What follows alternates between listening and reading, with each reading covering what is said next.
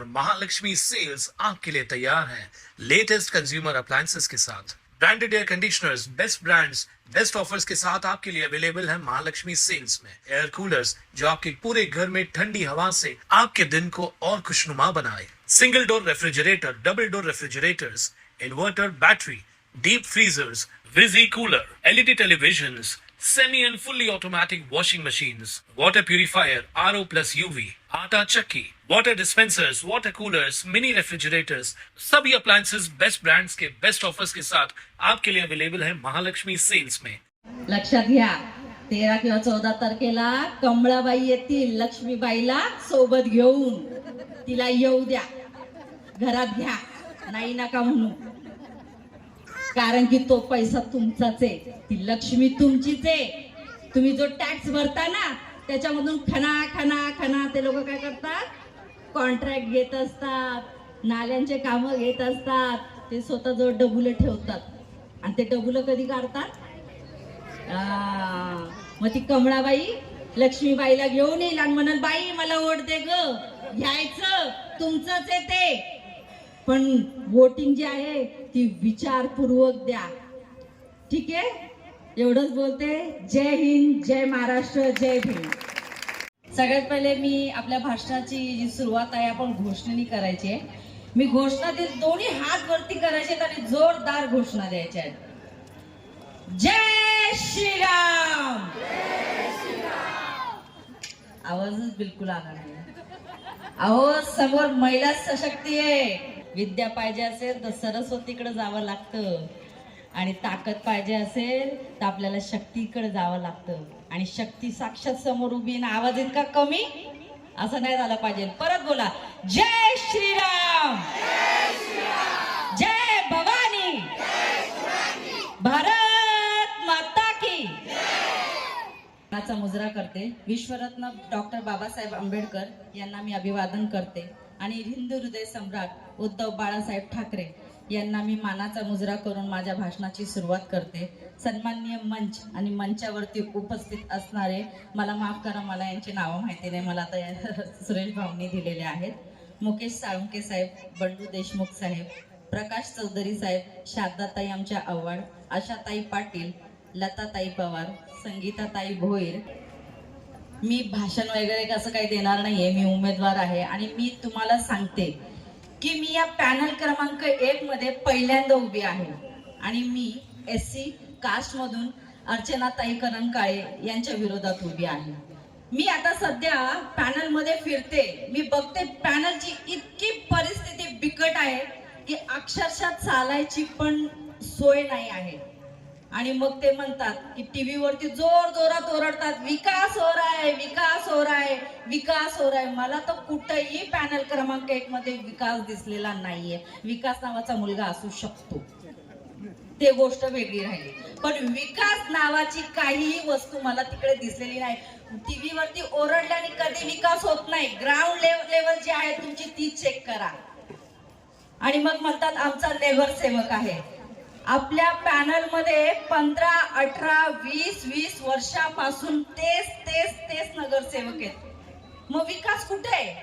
त्यांच्या गल्लीतला एखादा मुलगा असू शकतो, त्याला ते दाखवू शकतात का आमच्याकडे हा विकास आहे म्हणून।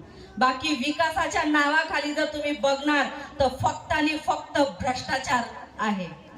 आता 7 तारखेलाच माझे लाडके मुख्यमंत्री येऊन गेले, त्यांनी खूप चांगलं भाषण केलं, पण त्यांच्या भाषणात म्हणजे मला काही त्रुटी वाटली। ते म्हणतात की उल्लासनगर शहर का विकास बाकी है, उल्लासनगर शहर में विकास नहीं हो रहा है। अहो आमदार तुमचाच आहे साहेब, विसरलात की काय? तुम्ही म्हणतात की आमच्या इतके नगरसेवक आहेत, प्लस पॉइंट मध्ये नगरसेवक आहेत, आणि आता आम्ही 50 पार करणारे नगरसेवकाची, आणि ऑलरेडी स्टँडिंग नगरसेवक तर तुमचेच आहेत। मग विकास करायला तुम्हाला थांबवलाय कोणी?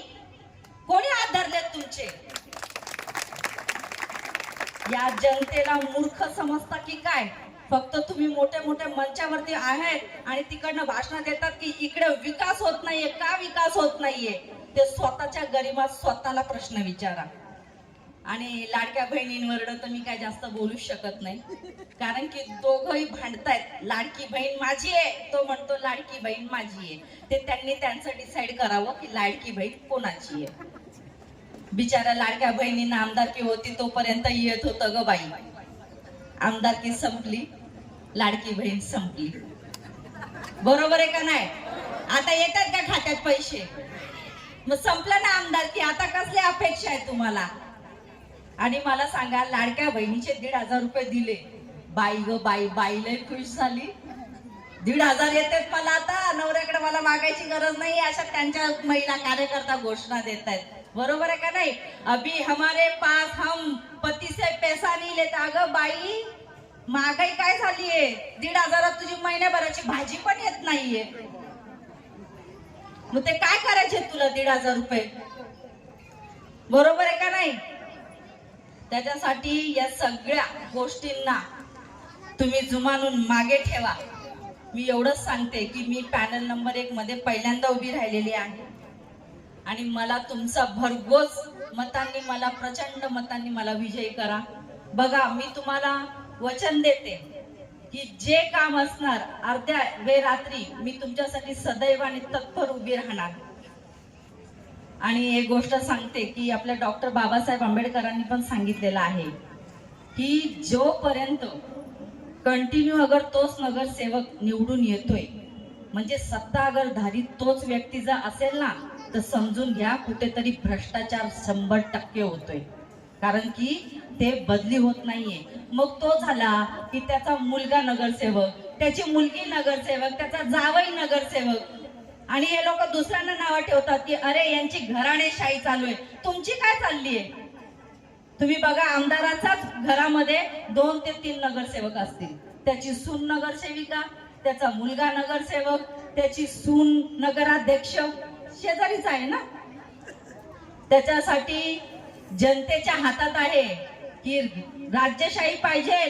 कशासाठी करताय? तुमच्या पैशासाठी, तुम्हाला कमिशन मिळावं, तुमचा बिल्डर पोहोचला जावा, हे सगळं कुठेतरी थांबलं पाहिजे. आता काय मी आठवण झाली, शाळा ब्रिजचा विषय होता, रस्त्यावर खड्डे होते, लोक म्हणत होती. अशा वेळेला आम्ही उभे राहिलो, आम्ही इशारा दिला महानगर नॅशनल हायवेला, जर 15 दिवसात पूल दुरुस्त केला नाही तर तुमचं ऑफिस जागेवर राहणार नाही. त्यांनी आम्हाला आश्वासन दिलं 15 दिवसात काम चालू करतो. मध्ये दिवाळी आली, त्यांनी आम्हाला सांगितलं दिवाळी एवढी जाऊ द्या, काम चालू झालं. अरे आमदारांनी काय नवीन पूल बनवला होता का? त्या पुलावर डांबरीकरण केलं. त्या डांबरीकरणाचं श्रेय घेण्यासाठी 2:30 वाजता शिवसेना येते, 4 वाजता भाजप येते, परत रात्री भाजप येते. अरे काय पूल नवीन बनवला तुम्ही? कसलं उद्घाटन करताय? लाज वाटली पाहिजे की आपण या शहराला आजपर्यंत काय दिलंय. अरे साध्या मूलभूत सुविधा तुमच्याकडे नाहीये. तुमची कचऱ्याची समस्या तशीच आहे. तुमच्या प्रत्येक गोष्टी सुटल्यात का? नाही सुटल्यात. मग कुठल्या तोंडाने मत मागताय? ते कुठल्या तोंडाने हे तुमच्याकडे मत मागताय? यांना विचार पडला पाहिजे. परंतु हे निगरगट्ट आहे, हे परत तुमच्या समोर येणार, हात जोडणार, रडणार आणि सांगणार आम्हाला परत एक संधी द्या. पण ती संधी द्यायची की नाही हे तुमच्या हातात आहे. आता बस झालं ना, वर्षानुवर्ष हेच कशासाठी हवे? हे बदललं पाहिजे आणि हे बदलणं तुमच्या हातात आहे. मी तुम्हाला विनंती करतो, येणाऱ्या 15 तारखेला कुठलीही चूक न करता 2 मशाल आणि 1 इंजिन समोरचं बटन दाबा आणि आमचे जे 3 उमेदवार आहेत, अश्विनी मडवी असतील, मंगेला पाटील असतील आणि महिनुद्दीन शेख, यांना विजयी करा. मी तुम्हाला वचन देतो, जर तुमच्या प्रभागाचा विकास झाला नाही तर पुढच्या 5 वर्षात तुमच्याकडे मत मागायला सुद्धा आम्ही येणार नाही मागणार आम्ही मत. जर तुमचा विकास नाही करू शकलो, तुमच्या घरात भ्रष्टाचार होत असेल तर तुमच्याकडे मत का मागायचं? आम्ही काय अधिकार आहे आम्हाला? मी तुम्हाला परत सांगतो, भूलथापांना बळी पडू नका. शहर बदललं पाहिजे. आज उल्हासनगर शहराचं नाव घेतल्यानंतर इतर शहर आपल्याकडे वाकड्या तोंड्याने बघतात की आपल्या शहरात या इथे आमदार यांचा, खासदार यांचा, यांचे 3 आमदार आहेत या शहराला, तरी सुद्धा या शहराला काय मिळालं? काही नाही दिलं यांनी. फक्त आश्वासनाच्या पलीकडे आम्हाला या 70 वर्षामध्ये काही मिळालेलं नाही. 20-20, 25 वर्षाचे नगरसेवक आहेत, फॉर्च्युनर मधनं फिरतात. आमची परिस्थिती जैसे ते, मच्छर आमच्या घरात, कचरा आमच्या घरात, सगळ्या गोष्टी. आमच्या सार्वजनिक संडासची दुरवस्था, इथं दरवाजे नाहीयेत. कसला विकासाबद्दल बोलतात हे? कोण विकास? विकास झालाय, ठेकेदाराचा विकास झालाय. यांच्या पदाधिकाऱ्यांचा विकास झालाय, यांचा विकास झालाय, परंतु तुम्हाला आजपर्यंत काही मिळालेलं नाही. मी परत तुम्हाला विनंती करतो की येणाऱ्या 15 तारखेला तिन्ही उमेदवारांना भरघोस मतांनी विजयी करा आणि तुमचा विकास आम्ही नक्की करू. नाही केला तर आम्ही परत तुमच्या दारात येणार नाही, एवढं सांगतो आणि थांबतो. जय हिंद, जय महाराष्ट्र, जय भीम, जय झुलेलाल. जोरात उमेदवार, बाकीची जी आपली विरोधातली उमेदवार आहे ते उठून उभे राहायला पाहिजे, अशी एक घोषणा द्यायची आहे. छत्रपती शिवाजी महाराजांच्याच बाबतीत तुम्हाला घोषणा द्यायची आहे. छत्रपती शिवाजी महाराज की कडक आवाज आहे. आता स्टेजवर जे बसलेले आहे मी त्यांचंही काही नाव घेत नाही, परंतु तुम्ही इथे जमलेले सर्व माता भगिनींनो, तुमचं खरंच मला एक कौतुक करा असं वाटत आहे. आज घरातलं तुम्ही सर्व काही आवरून सावरून तुम्ही इथपर्यंत आतापर्यंत बसलेले, खरंच तुम्हाला एकदम मानाचा मुद्रा आहे माझा. जशी लाडकी बहीण योजना ह्या लोकांनी गाजवली आणि लाडकी बहीण योजनांच्या भरोशावर हे सत्तेमध्ये बसले, तसंच ही संधी लाडक्या बहिणींनीच यांच्या हातातून कशी हिसकायची आहे ही संधी आता आज आलेली आहे. आणि एक संधी याच्यासाठी आपल्याला यांच्याकडनं काढून घ्यायची आहे, कारण की महाराष्ट्रामध्ये जे वातावरण आज निर्माण झालेलं आहे ते तुम्ही सर्व एकदम जोडून बघत आहे. आता मी उल्हासनगरच्या विकासाबाबतीत काहीच बोलणार नाही, विकास तर पडून गेलेला आहे. तुम्हाला सर्व नेत्यांनी सांगितलेलं आहे विकास, तुमच्या गटारी असतील, तुमचा कचरा असेल, तुमचा काय विषय असतील काय नाही हे तुम्हाला सगळ्या लोकांना चांगल्या पद्धतीने माहिती आहे. आणि हे माहित नसेल तर जेव्हा आपण आपल्या घरी जाऊ, घरी जाताना तुम्हाला गटारी येऊन म्हणजे उडी मारून तुम्हाला घरी जावं लागतं किंवा कचऱ्याचा दुर्गंधीचा वास घेऊन तुम्हाला घरी जावं लागतं. तर त्या विकासाच्या बाबतीत मला काहीच बोलायचं नाही आहे, मला महाराष्ट्राच्या बाबतीत बोलायचं आहे. मला या महाराष्ट्रामध्ये चाललेल्या विषयाबाबतीत बोलायचे आहे, कारण की महाराष्ट्रामध्ये एवढे भयान आणि एवढे विचित्र प्रकार चालू आहे ते तुम्हाला अद्याप माहित आहे, तरी सुद्धा तुम्ही त्यांच्या विरोधात बोलायला कोणी तयार नाही आहे. अहो, बदलापूरचं प्रकरण तुम्हाला माहिती असेल, डोंगराडे गावचं सुद्धा प्रकरण तुम्हाला माहिती असेल, बीडचं प्रकरण माहिती असेल. अंगाला काटा येतो, अंगाला काटा येतो जेव्हा 3 वर्षाची मुलगी जेव्हा शाळेत जाते, शाळेतून घरी ती येत नाही, तर किती भयान अवस्था या महाराष्ट्राची झालेली आहे. विचार करा. परंतु आपण या सगळ्या काही गोष्टी बघून सुद्धा न बघल्यासारख्या करतायत. वडापाव बघा, तुम्ही नंतरही खाऊ शकता, परंतु तुमच्या जीवनामध्ये ज्या गोष्टी मी ते तुम्हाला सांगतोय त्या खूप महत्वाच्या आहेत.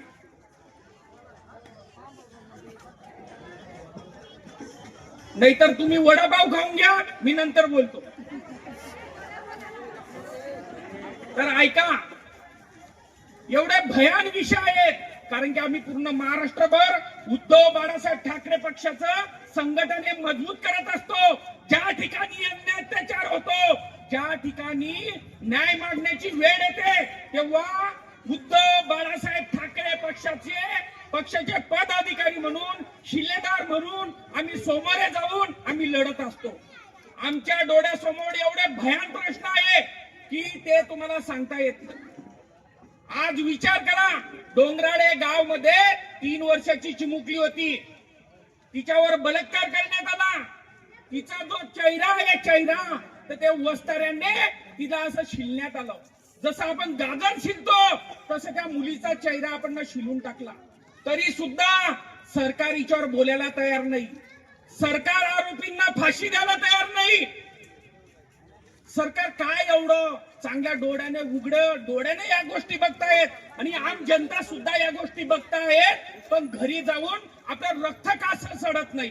अहो, बलात्कारची बदलापूरची घटना बघा, बीडची घटना बघा, महाराष्ट्रामध्ये सराट गुंडागर्दी ही चालू झालेली आहे. तुम्ही सोलापूरची घटना बघा, महाराष्ट्र नवनिर्माण सेनेचा युवा जिल्हा प्रमुख याच फक्त इलेक्शन मधून माघार घेतली नाही म्हणून त्याची हत्या करण्यात आली. हत्या एवढी भयान होती की ते तुम्हाला सांगितल्यानंतर, तुम्ही त्यांची बुवाळी बघितल्यानंतर तेव्हा तुम्हाला कळेल हा प्रकार काय आहे. तरी सुद्धा तिच्यावर राजकारणी कोणी बोलायला तयार नाही. हे सगळे यांच्या इलेक्शन मध्ये गुंतून बसलेले आहेत. यांना काही घेणं देणं नाहीये. यांना फक्त सत्ता पाहिजे, यांना फक्त मलिदा पाहिजे आणि आपल्यावर हुकुमशाही करण्यासाठी यांना सत्तेची गरज आहे. आज विचार करा, मला तरी वाटत नाही किंवा मला स्वातंत्र्य मिळालेलं आहे. कोण बोलतो स्वातंत्र्य आहे आपल्याला? स्वातंत्र्य नाहीये, पातंत्र्यात जगतोय आपण. एवढी भयान अवस्था आहे. अहो, इंग्रजांची जे आपल्याचं चटके चाबूक बसत होते तेव्हा तरी त्याला मला वाटत होतं किंवा तेव्हा मला स्वातंत्र्य होतं. आज कशाचं स्वातंत्र्य आलं? रात्रीमधून तुम्हाला बोलण्यात आलं नोटबंदी, बंदी, लॉकडाऊन. कोणाला काय जमीन द्यायची दिली. काय करतायत तुम्ही? तुमचे हे घर उद्याही कधी आले तर तोडून चालले जाऊ शकतात. एवढी भयान अवस्था ह्या प्रशासनाची आहे. आज ह्या उल्हासनगर मध्ये तुम्ही बोलतात 10, 15, 20 वर्ष कधी ज्या जागेवर एखादी व्यक्ती राहत असेल तर ती जागा ही स्वतःची होत असते. परंतु हे लोक 40, 50 वर्ष या जागेवर लोक राहत आहेत. त्या लोकांवर सुद्धा अन्याय अत्याचार करून त्यांना हकलून लावतायत. एवढी भयान परिस्थिती आहे. प्रशासन हे आपल्या विरोधात करत आहे. परंतु आपण या सगळ्या गोष्टीकडे दुर्लक्ष करतोय. कुठपर्यंत दुर्लक्ष करसाल? अहो, बदलापूर मध्ये प्रकरण झालं, डोंगराडे गावामध्ये प्रकरण झालं, बीड मध्ये प्रकरण झालं, इकडे मर्डर होत आहे, इकडे बलात्कार होत आहे. हे सतत हे प्रकार घडतातच आहे. तुम्ही टीव्ही बघा, दररोज काही ना काही चालू आहे. हे कोणाच्या भरोशावर? हे तुमच्या भरोशावर. कारण की तुम्ही यांना खुर्चीवर बसवलेलं आहे म्हणून ही परिस्थिती निर्माण झालेली आहे.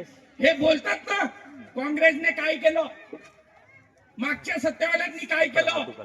अशा प्रकार काँग्रेसच्या काळामध्ये घडत नाही होते. अशा प्रकार काँग्रेसमध्ये असताना हे प्रकार कधी घडले नाही. ते प्रकार आज आपल्याला पाहायला भेटत आहेत. ह्या गोष्टी कधी थांबायच्या असतील तर तात्काळ आपल्याला एक निर्धारपणे, एक पक्का, एक वादा करून चालावं लागेल. ह्या लोकांना खुर्चीवर खालती खेचल्याशिवाय आपल्याला पर्याय नाहीये आणि ते करावं लागेल तुम्हाला. अहो, आपण गटारांचा वास घेतोय, आपण कचऱ्यांचा वास घेतोय, ते घेऊया. परंतु आपल्या लेकरी बाई या सुरक्षित पाहिजेच. आमच्या घरातली एकदा कधी चिमुकली, कधी शाळेत कधी गेले, तिच्या आई वडील कधी काम धंदा करायला कधी जात असेल तर आम्ही निश्चिंत राहायला पाहिजे. असं प्रशासन आपल्याला या महाराष्ट्रामध्ये पाहिजे. आणि तसं काही घडायचं असेल तर ह्या पाया तुम्हाला मजबूत करावं लागेल. इथून हे सुरुवात करावं लागेल. आपले जेही उमेदवार उभे असतील त्या उमेदवारांना एक विकासाच्या धारणाकडे बघून, आपले लोक बघून, आपल्या घरातले लोक बघून आपण त्यांना मतदान करायला पाहिजे. ही काळाची गरज आहे. नाहीतर एवढी भयान आणि बिकट अवस्था आहे की मी तुम्हाला सांगण्याच्या पलीकडे. तुम्हाला कधी विचार करायचा असेल तर तुम्ही टीव्ही लावायचा. अर्ध्या तासात तुम्हाला काही ना काही वेगवेगळी बातमी तुम्हाला माहिती पडेल. एवढी भयान परिस्थिती चालू आहे. परंतु आपण काय करतो, जसे ताई बोलले, कमळाबाई आली, लक्ष्मी घेऊन आली, त्या लक्ष्मीला आमिष म्हणजे आपण त्याला बली पडतो आणि आपण पाहिजे ते मत आपण कुठेतरी विकतो. मी तर बोलतो यांचं मटणही खा, यांचं मटणही खा, यांचे पैसेही घ्या. आणि जेव्हा आपण वोटिंग करायला जाऊ ना तेव्हा आपल्या लेकींचा चेहरा त्या वोटर मशीन कडे बघा आणि तेव्हाच आपल्याला वोटिंग करायची आहे किंवा आपल्याला करायचं काय आहे. अहो, आपण आपलं भविष्य आगे ढकलतोय, आपण आपलं जीवन आगे ढकलतोय. एवढी भयान अवस्था आहे. परंतु ह्या गोष्टीकडे दुर्लक्ष केलं जातं. बीजेपीचं सरकार धोक्यात असेल तर हिंदू खतरे में है. बीजेपीला काहीतरी अडचण वाटत असेल तर याच्या बाबतीत काहीतरी वॉरंट काढा. आता मी एका उमेदवाराच्या बाबतीत त्यांनी वॉरंट काढले. शेख म्हणून आहेत, तडीपार केलं का इलेक्शन लढतायत आणि यांचे उमेदवार जेलमध्ये बसलेले आहे आणि सुरक्षित यांचे फॉर्म भरायला घेऊन जातात. म्हणजे विचार करतो, अरे काय चालू काय आहे? तुम्ही जे भाईगिरी करतात, जे गुंडागिरी करतात, तुम्ही रीतसर त्यांना तिकीट देतात आणि आमचे लोक जे इमानदारीने वागतायत, जे कशासाठी तरी संघर्ष करतायत, तुम्ही त्यांच्या बद्दल तुम्ही खोटे गुन्हेगिरी दाखल करून तुम्ही खोटे वॉरंट काढतात. चुकीचं आहे हे. आता पब्लिक सहन करणार नाही आणि ही वेळ आलेली आहे. यांना यांची जात दाखवाच लागणार आहे, तरच हा महाराष्ट्र वाचू शकतो. अन्यथा महाराष्ट्राचे चितडे झाल्याशिवाय कोणीही रुकू शकत नाही.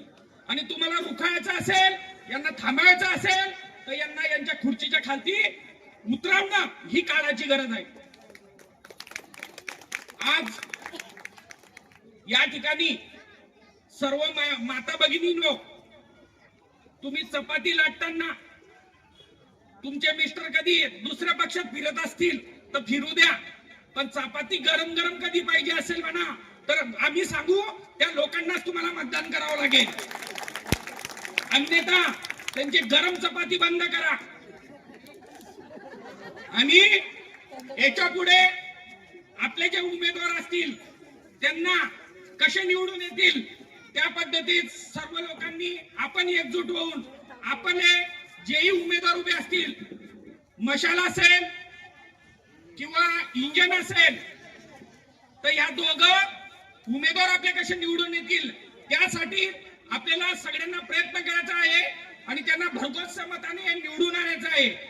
बोलण्यासाठी भरपूर काही आहे, वेळ पण भरपूर झालेला आहे, विकासाच्या ज्याही बाबतीत सर्वांनी बोललेलं आहे, परंतु ह्या ठिकाणी इथेच थांबतो आणि तुमच्याकडून रजा घेतो. फक्त तुमच्याकडून एकच अपेक्षा बाळगतो, तुमची कधी ही घोषणा जोरात कधी निघाली तर मी समजेल किंवा खरंच माझे हे तिघं उमेदवार निवडून येतील. आणि ती घोषणा दिल्यानंतर तुमची रजा घेणार आणि सर्वांनी आमच्या उमेदवाराला जेवढी मदत करता येईल तेवढी मदत करण्याचा प्रयत्न करा. आणि इथेच मी थांबणार. जय हिंद, जय महाराष्ट्र. छत्रपती शिवाजी महाराज की, डॉक्टर बाबासाहेब आंबेडकरांचा, छत्रपती शिवाजी महाराज की. जय हिंद, जय महाराष्ट्र. ताज्या घडामोडींसाठी स्वानंद न्यूजला सबस्क्राईब करा आणि बेल आयकॉनवर क्लिक करा.